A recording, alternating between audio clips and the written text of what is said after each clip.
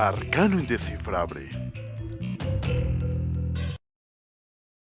Los 8 asesinos seriales más tenebrosos de la historia mexicana. Parte 1. Desde el chalequero en el siglo XV a la Matavejitas a los comienzos del siglo XXI, un repaso por la historia de los hombres y mujeres impulsados por una cruel pulsión de muerte. Francisco Guerrero, mejor conocido como el Chalequero, entre 1880 y 1888, este hombre mató a 20 prostitutas. La crónica de la época lo describía como un hombre que, a pesar de ser casi analfabeto, actuaba de una manera muy adecuada con las mujeres para ganar su confianza, pero en realidad era un ser pendenciero, vil, ególatra y manipulador. El chalequero provino de su estilo de vestir, pues dicen que solía llevar pantalones estrechados, fajas y un chaleco.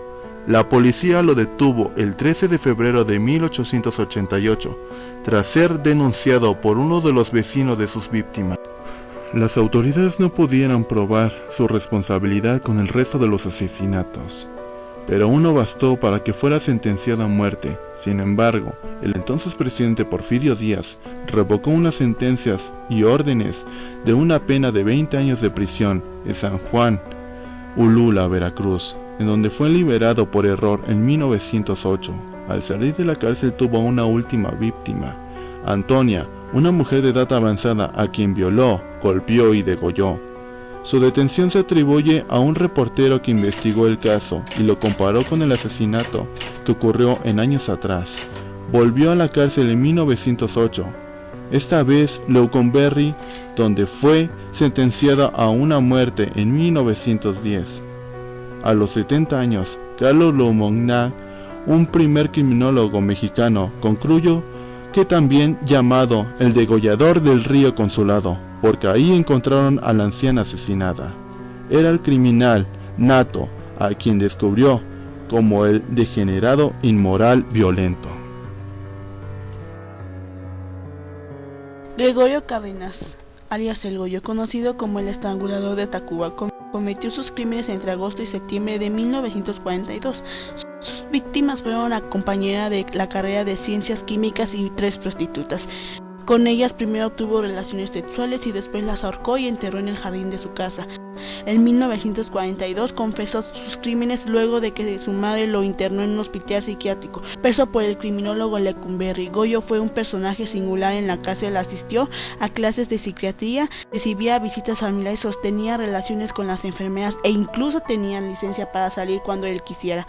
Obtuvo su libertad en 1976 por su indulto entonces presidente Luis Echeverría, y ese año la Cámara de Diputados le rindió un homenaje por ser un ejemplo de readaptación social, ya que durante su estancia en prisión aprendió un código penal y se convirtió en un gran abogado de los otros internos. Higinio Sobrera de la Flor, alias El Pelón. Su primer asesinato reportado por la prensa ocurrió en 1952. Su víctima fue el chofer de la entonces Miss México, Ana Berta Lepe. Se trata de un capitán del ejército a quien disparó en la céntrica avenida Insurgentes y en la calle de Yucatán, en la colonia Roma. La prensa reportó que luego del crimen, El Pelón se refugió en los brazos de su madre, que lo sobreprotegía de su padre violento, que algunos libros lo identificaban como un industrial o hacendado del estado de Tabasco.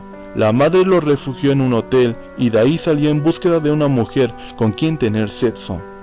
Su siguiente víctima fue una mujer que no conocía y quien se negó a tomar café con él. La secuestró, la llevó en un hotel y de paso la mató.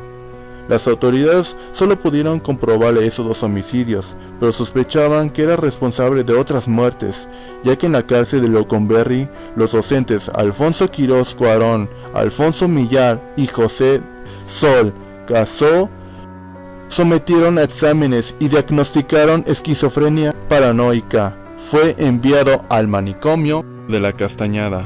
Ahí lo llamaron el paranoico muralista, porque Con su propio excremento pintaba murales en las paredes para obtener su libertad, y muchos años después ocurrió la leyenda que lo veían deambulando por el bosque de Chapultepec, tirando migajas de pan a los animales. Macario Alcántara Cachola, alias el Jack mexicano. Este hombre solo le pudieron comprobarle el asesinato de 2 prostitutas, pero siempre hubo la sospecha de que mató a 12 más.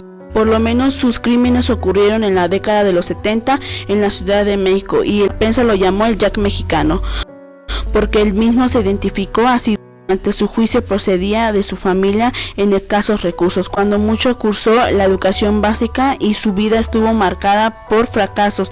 Durante un tiempo fue miembro de la infantería de la Guardia Presidencial, pero fue despedido por su incompetencia e indisciplina. Después quiso dedicarse al boxeo, pero jamás lo logró. Luego encontró un trabajo de policía preventivo bajo el nombre falso de Fernando Ramírez Luna, pero también fue despedido tras ser acusado y hallado culpable de los cargos de abuso de autoridad y su excesivo de la fuerza durante un arresto.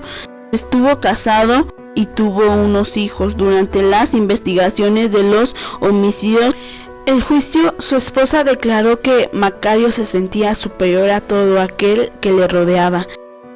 Fue detenido por el crimen de una mujer de nombre Julia, quien fue hallada muerta en un hotel en septiembre de 1962. En ese espejo, Macario dejó un recado escrito con lápiz labial que decía: Jack mexicano, reto a Cueto. El entonces jefe de la policía ese mismo mes fue detenido y llevado a prisión, condenado a una pena de 60 años.